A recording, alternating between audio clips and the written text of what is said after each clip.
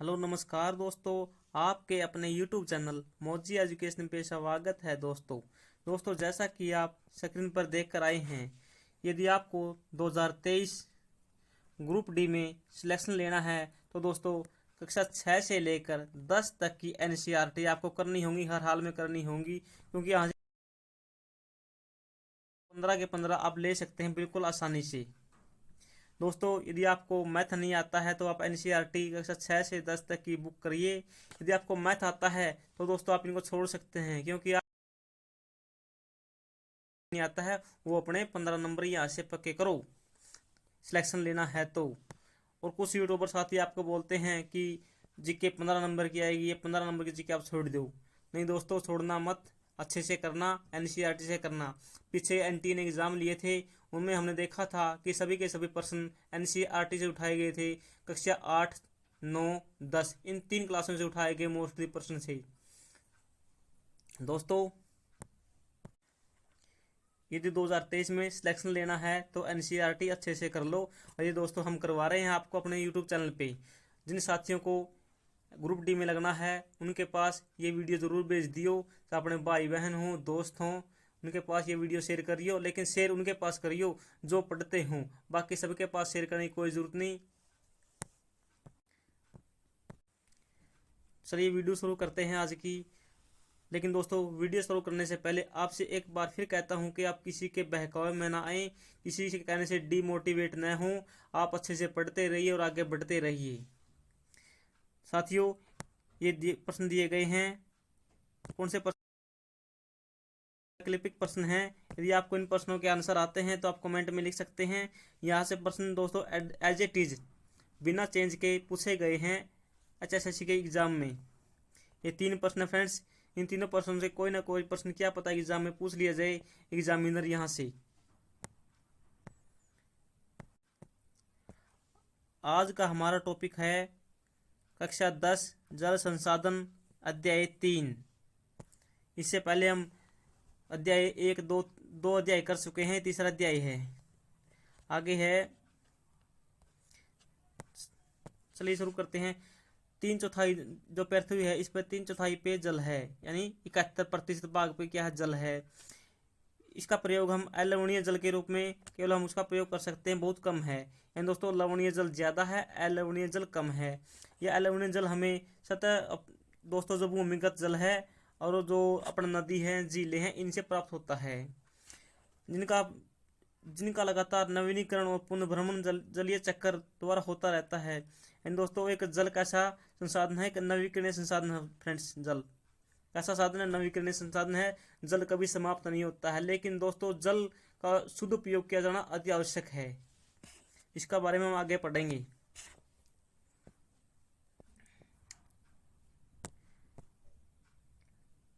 देख लिए राजस्थान के मरुस्थल, जो राजस्थान के मरुस्थल है फ्रेंड्स, वहाँ पर पानी की बहुत ज़्यादा कमी है। वहाँ पर जो पनियाँ आ रही हैं फ्रेंड्स, दूर दूर से पानी लेने के लिए जाती है मटकों में। नीचे चित्र दिखाए गए हैं, देख लीजिए फ्रेंड्स, ये चित्र दिखाए गए राजस्थान के हैं ये चित्र।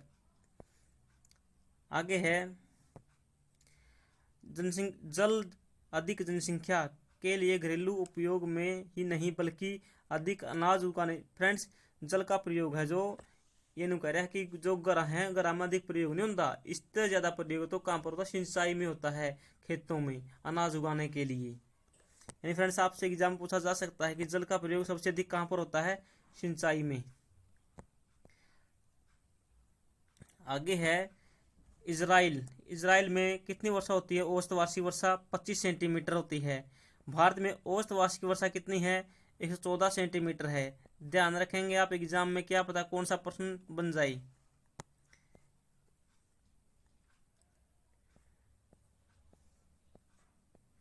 आगे है उद्योगों के, जो उद्योग हैं उनमें जल का प्रयोग अधिक मात्रा में हुआ है। लेकिन जो उद्योग हैं, उद्योगों को चलाने के लिए किसकी आवश्यकता होती है, ऊर्जा की आवश्यकता होती है, बिजली की। और बिजली किससे बनती है, जल से बनती है।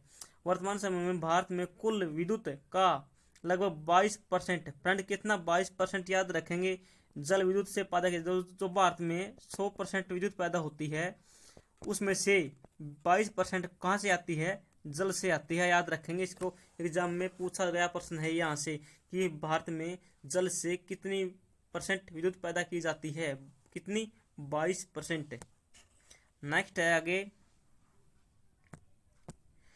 शहरों में जल संसाधनों का अति शोषण हो रहा है। फ्रेंड्स, जो शहर हैं उन शहरों में जल का प्रयोग अधिक किया जाए गांव की अपेक्षा। आगे है, भारत सरकार ने जल जीवन मिशन की घोषणा करके ग्रामीण क्षेत्रों में रहने वाले लोगों को पानी की उपलब्ध, जो फ्रेंड्स गांव के लोग हैं उनको पानी उपलब्ध कराने के लिए सरकार ने कौन सा अभियान शुरू किया है? गांव के लिए। फ्रेंड्स, ये याद रखेंगे, किसके लिए? गांव के लिए। जल जल जीवन मिशन, JJM। याद रखेंगे, इसकी फुल फॉर्म क्या बताएगी एग्जाम में पूछी जाए। किसके लिए है? गांव वालों के लिए है ये। आगे है, जीवन की गुणवत्ता सुधार लाने और विशेष रूप से जीवन यापन के, गांव की बात है या सारी की सारी, पर उनका जीवन स्तर में सुधार लाना के विशेष रूप से जीवन यापन के लिए किया गया। जल जीवन मिशन का लक्ष्य है प्रत्येक ग्रामीण परिवार को लंबी अवधि के आधार पर नियमित प्रति व्यक्ति। फ्रेंड्स, जल जीवन मिशन का उद्देश्य ये है कि गाँव को जल देना, और कितना? प्रत्येक व्यक्ति को 55 लीटर जल देना। किसका उद्देश्य है यू? जल जीवन मिशन का उद्देश्य है यू। आगे चलते हैं फ्रेंड्स, यहाँ से क्या पता कौन सा प्रश्न एग्जाम में आ जाए, थोड़ा इनको ध्यान रखेंगे आप। ईसा से 1 शताब्दी पहले इलाहाबाद दोस्तों, जहाँ पर कौन सी नदी मिलती है? यमुना मिलती है। किसमें? गंगा में। के नज़दीक कौन? सिंगवेरा, एक जगह का नाम है सिंगवेरा में गंगा नदी के बाढ़ के जल को संरक्षित करने के लिए एक जल संरक्षण बना। फ्रेंड्स, इलाहाबाद में सिंगवेरा है, वहाँ पर गंगा नदी है। गंगा नदी पे क्या बनाया गया है? बांध बनाया गया है। जो बाढ़ आस पास है उसको कंट्रोल करने के लिए, यानी बाढ़ को कंट्रोल कौन करते हैं? बांध। लेकिन दोस्तों आगे देखेंगे कि हम जो बांध हैं बाढ़ का कारण बन सकते हैं। चंद्रगुप्त मौर्य के समय वर्ष स्तर पर, बड़े स्तर पर बांध बनाए गए, झील बनाई गई और सिंचाई तंत्रों का निर्माण करवाया गया। फ्रेंड्स, आपसे एग्जाम में पूछा जा सकता है कि हरियाणा में किस मौर्य शासक ने बांध बनवाए, झील बनवाई और दोस्तों सिंचाई तंत्रों को निर्माण करवाया? किसने? चंद्रगुप्त मौर्य ने। ये पढ़ लीजिए फ्रेंड्स आप। अपने समय की सबसे बड़ी कृत्रिम झील में से एक भोपाल झील है। फ्रेंड्स, एग्जाम में बार बार पूछी जाती है कि भोपाल झील कहाँ पर है? भोपाल झील कहाँ पर है? भोपाल झील मध्य प्रदेश में है। और दोस्तों कौन सी शताब्दी की है? 11वीं शताब्दी की है। अपने समय की, जिस समय बनी थी भोपाल झील उस समय सबसे बड़ी झील थी। कौन सी सदी में बनी थी भोपाल झील? याद रखेंगे 11वीं शताब्दी में। क्या पता एग्जाम में पूछा जाए। 14वीं शताब्दी में इल्तुतमिश दिल्ली में श्री फोर्ट क्षेत्र में जल निकासी के लिए हौज बनवाया। एग्जाम में पूछा जाता है कि हौज खास का निर्माण किसने करवाया? इल्तुतमिश ने। कब करवाया? 14वीं शताब्दी में।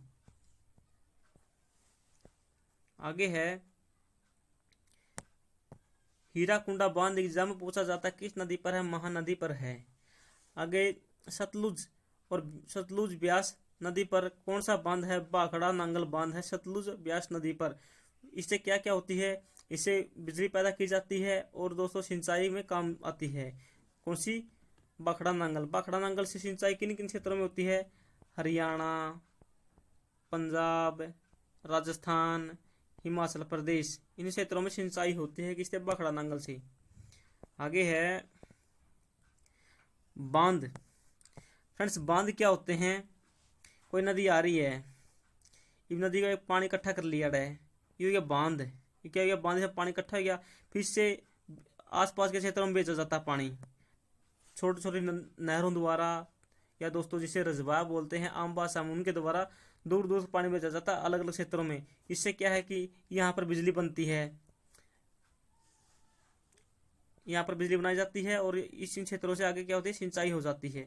इन दोनों काम होते हैं किससे? बांध से। दोहरा लाभ मिलता है बांधों से। महानदी बेसिन में हीराकुंडा परियोजना जल संरक्षण और बाढ़ नियंत्रण समन्वय। फ्रेंड्स, आपको बताया था कि महानदी पे हीराकुंडा बांध है। हीराकुंडा बांध जल संरक्षण के लिए और दोस्तों बाढ़ नियंत्रण के लिए बनाया गया है। आगे है, ये एग्जाम में पूछा गया प्रश्न है यहाँ से। जवाहरलाल नेहरू ने गर्व से बांधों को आधुनिक भारत का मंदिर कहा था।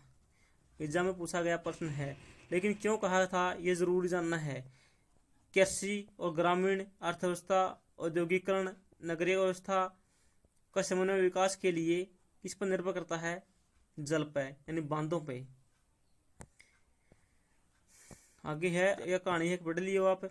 दामोदर घाटी किस डीवीसी किस नदी पे है, दामोदर नदी पे है। कहाँ पर है, पश्चिम बंगाल में है। नेक्स्ट है बांध। फ्रेंड्स बांध बन गया, ये यहाँ पर ये बांध बन गया, ये बांध हो गया। नदी आई यहाँ से पानी लेके, नदी अपने साथ कंकड़ पत्थर लेकर आती है और इसके नीचे जमा करती रहती है। इसके नीचे जमा होने से एक तो ये बात बनती है कि जो जीव रोमा इसका में उनकी भोजन नहीं मिल पाता, क्योंकि नीचे तलछट जमा हो है। दूसरी बात, जब तलछट ज्यादा हो जाएंगे तो पानी कम होगा, तो पानी कम होगा तो आसपास के क्षेत्र में टूट कर बिक जाएंगे बांध, तो इस तरह क्या होगा, बाढ़ आओगी आसपास के क्षेत्र में, यानी इसकी सफाई करनी पड़ती है नियमित रूप से। सबसे बड़ी समस्या यह है बांधों की। आगे चलते हैं।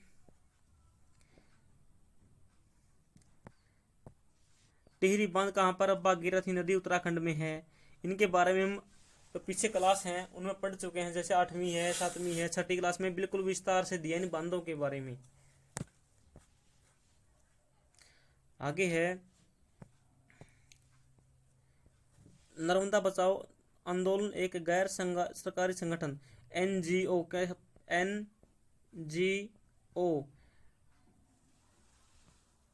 नेशनल गैर ऑर्गेनाइजेशन। दोस्तों क्या कर है, जनजातीय लोगों, किसानों, पर्यावरणविदों और मानवाधिकारों की गुजरात में नर्मदा नदी पर सरदार सरोवर बांध। फ्रेंड्स सरदार सरोवर बांध किस नदी पर बनाया गया है, सरदार सरोवर बांध किस नदी पर बनाया गया है, गुजरात में बनाया गया, नर्मदा नदी के तट पर। एक छोटी ही ट्रिक है दोस्तों इसकी मैंने याद करने की।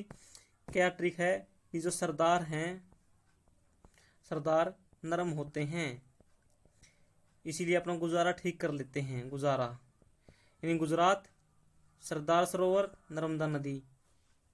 ठीक है, याद करने की छोटी ही ट्रिक है, मैंने आपको बता दी है।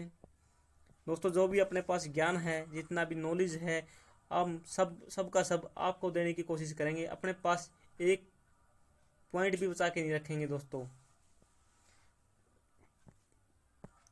सरदार सरोवर बांध गुजरात में नर्मदा नदी पर बनाया गया था। फ्रेंड्स आपसे एग्जाम में पूछा जाएगा सरदार सरोवर बांध किस नदी पर बनाया गया था, नर्मदा नदी पर। कहां पर, गुजरात में। फ्रेंड्स एक तवा बांध है, तवा नदी पर हो, कहां पर है, मध्य प्रदेश में है। इस दोस्तों जो गुजरात में बांध है नर्मदा नदी पर, इससे किन किन राज्यों को लाभ मिलता है, महाराष्ट्र, मध्य प्रदेश, गुजरात, राजस्थान को लाभ मिलता है। सबसे अधिक लाभ राजस्थान लेता है और गुजरात लेता है। आगे है, गुजरात में साबरमती बेसिन, यानी सीधा सीधा एग्जाम में प्रश्न बनता है, साबरमती बेसिन या साबरमती नदी कहाँ पर है, गुजरात में है। गांधी आश्रम भी यहीं पर है। दोस्तों एक अंतर्राष्ट्रीय झगड़े बहुत बढ़ रहे हैं, किस कारण, नदियों के कारण। जैसे हरियाणा पंजाब का SYL के कारण बढ़ रहा है। दोस्तों कर्नाटक का तमिलनाडु को रोड़ा रहा है कावेरी नदी पे, कृष्णा नदी को लेकर रहा है लड़ाई झगड़ा, किसके बीच, महाराष्ट्र के बीच, कर्नाटक के बीच, आंध्र प्रदेश के बीच।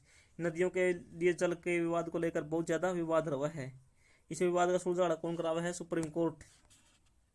आगे है, कृष्णा गोदावरी नदी की शुरुआत। फ्रेंड्स कृष्णा गोदावरी नदी कहाँ पर है, महाराष्ट्र से निकलती, दोनों की दोनों। ये महाराष्ट्र जैसे यहाँ से निकलती है कृष्णा, यहाँ से गोदावरी निकलती है।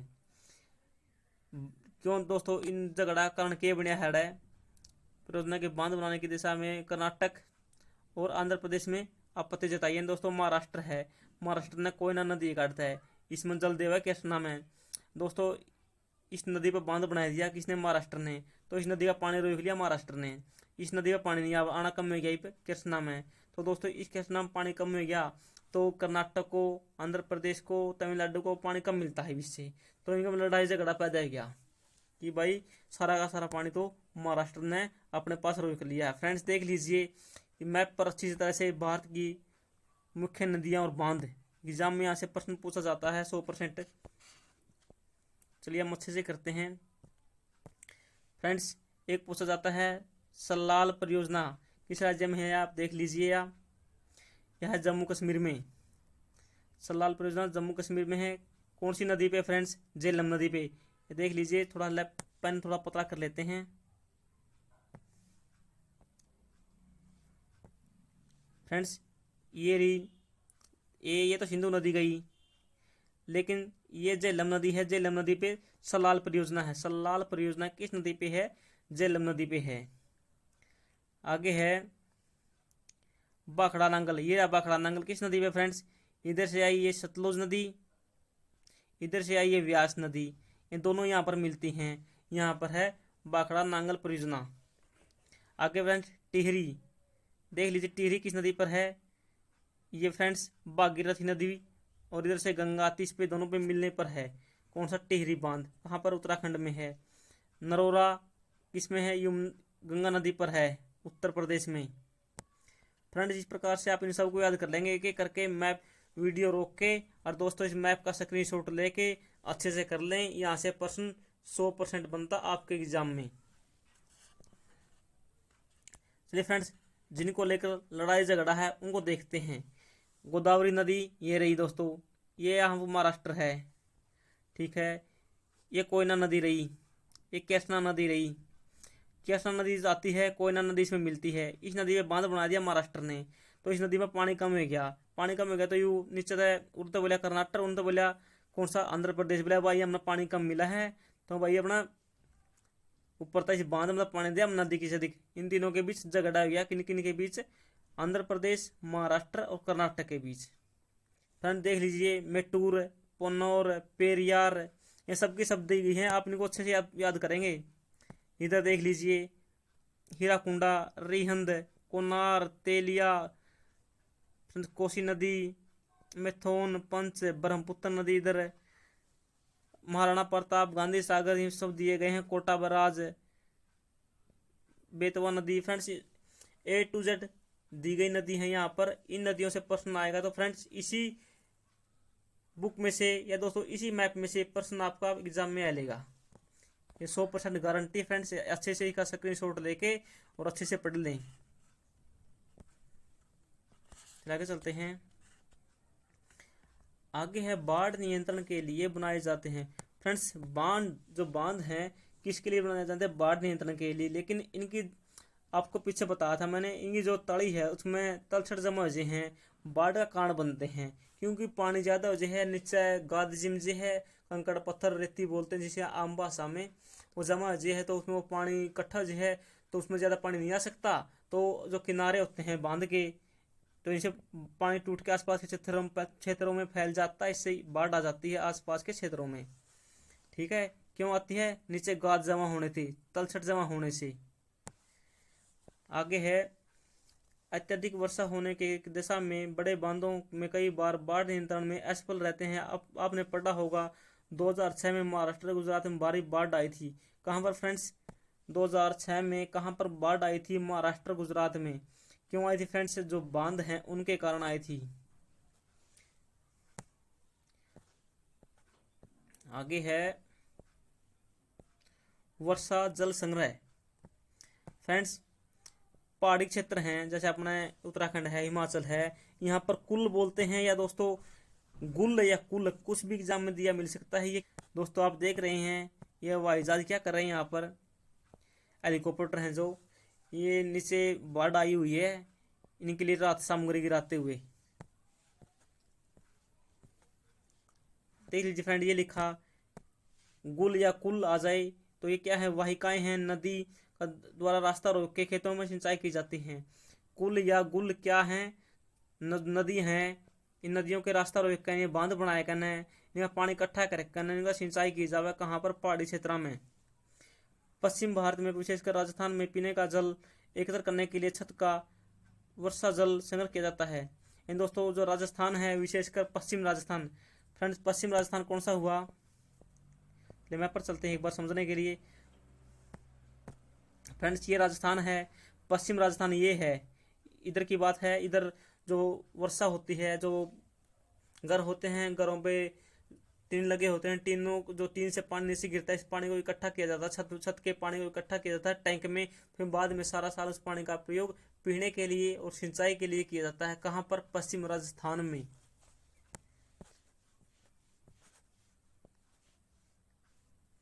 आगे चलिए। एक तरह फ्रेंड्स या गड्ढे बनाए जाते हैं, जल संरक्षण खेती भी की जाती है उस पानी से।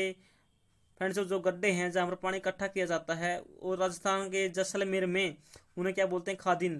फ्रेंड्स एग्जाम में पूछा जाता है खादिन कहाँ मिलती है? जैसलमेर में मिलती है, जल इकट्ठा करने की विधि। और दोस्तों अन्य क्षेत्रों में जोड़ कहते हैं, जैसे हरियाणा में फ्रेंड्स तालाब बोलते हैं, जोड़ बोलते हैं किसे? जहाँ पर वर्षा का पानी इकट्ठा होता है। आगे है बाड़मेर। आपने पढ़ा होगा टांका। राजस्थान के अर्धशुष्क और शुष्क क्षेत्रों में विशेषकर बीकानेर, फलोदी, बाड़मेर हर घर में पीने के पानी के लिए पीने का पानी है दोस्तों संग्रहित किया जाता है। भूमिगत टैंक बनाए गए हैं, बोलते हैं जिसे क्या बोलते हैं? टांका।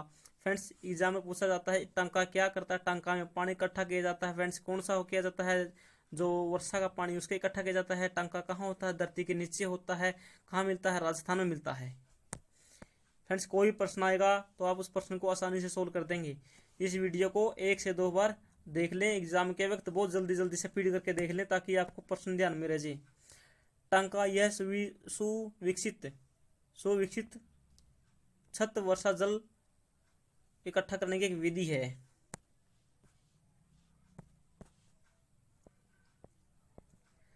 फ्रेंड्स देख लीजिए यहाँ पर क्या बनाया गया है?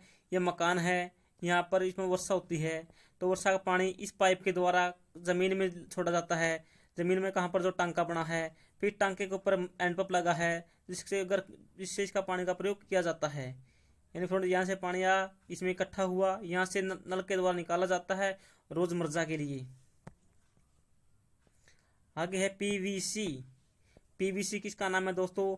जो पाइप हम घरों में प्रयोग करते हैं टुंटी के पानी के लिए, उनमें पीवीसी की बनी होती हैं।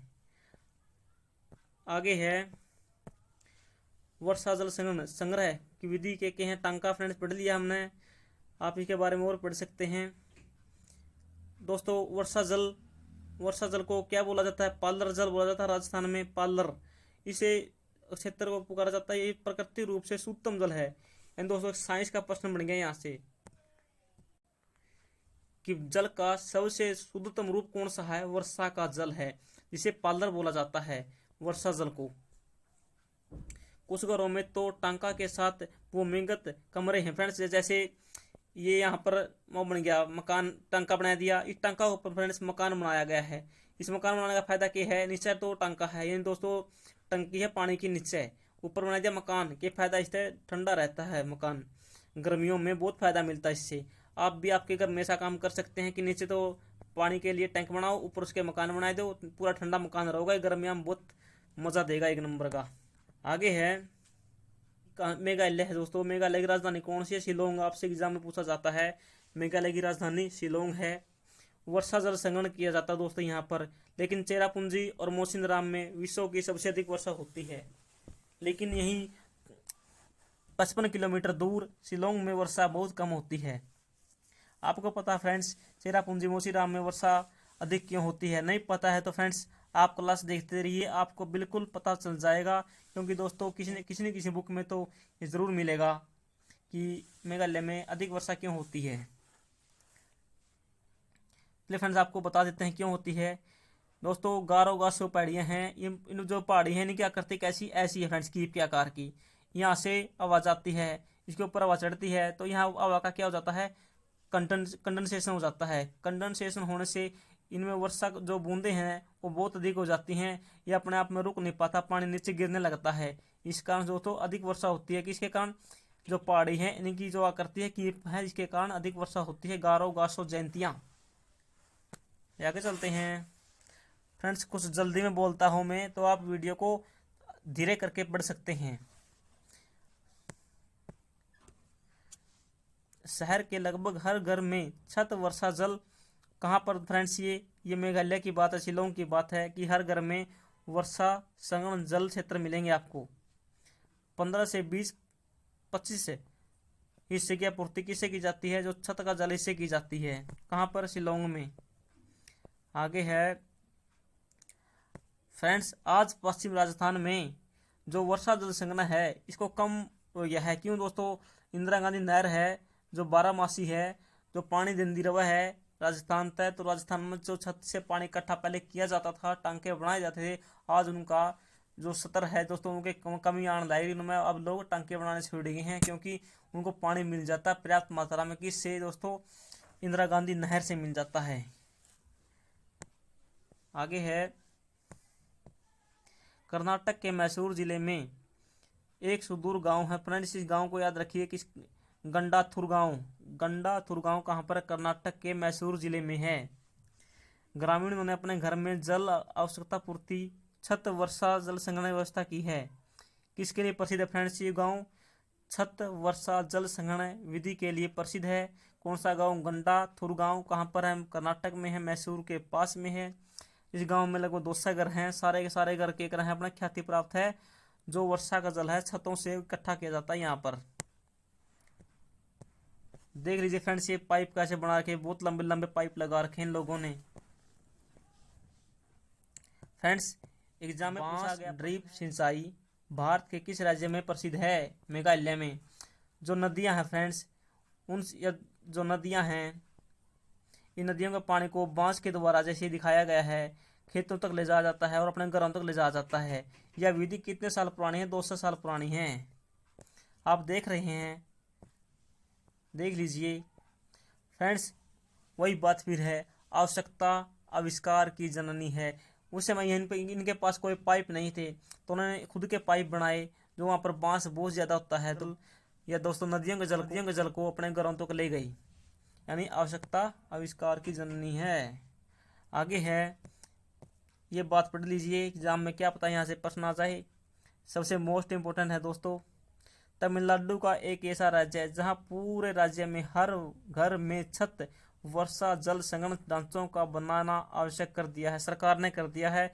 ये दोस्तों ऐसा नहीं करेगा तो उसके साथ कानूनी कार्रवाई की जाएगी। ये भारत का ऐसा करने वाला पहला राज्य है। एग्जाम में प्रश्न आ सकता है, ये ध्यान रखेंगे। आगे चलते हैं दोस्तों, आगे वही प्रश्न आ गए हैं। यदि आपको ये प्रश्न नहीं आते हैं तो चलिए इनका आंसर आपको मैं बता देता हूँ। नीचे दिए गए सूचना के आधार पर स्थितियों का जल की कमी में से प्रभावित या जल की कमी से अप्रभावित वर्गीकृत कीजिए। यानी दोस्तों जल की कमी से प्रभावित क्षेत्र, जल की कमी से अप्रभावित क्षेत्र बताना है कौन सा है। अधिक वर्षा वाले क्षेत्रों में दोस्तों कोई जल की कमी नहीं। अधिक वर्षा होगी, अधिक जनसंख्या होगी तो फ्रेंड्स ये उसके जल की कमी हो सकती है। यहाँ पर अधिक वर्षा वाले परंतु अधिक प्रदूषित जल है फ्रेंड्स, यहाँ पर भी क्या हो सकता है? जल की कमी हो सकती है। कम वर्षा कम जनसंख्या तो फ्रेंड्स ये क्या होगा? जल की कमी, ज़्यादा जल की कमी भी है। जल की कमी अप्रभावित, लेकिन दोस्तों यहाँ प्रभावित है क्षेत्र। इसका आंसर कौन सा बनेगा फ्रेंड्स? इसका आंसर ख बनेगा।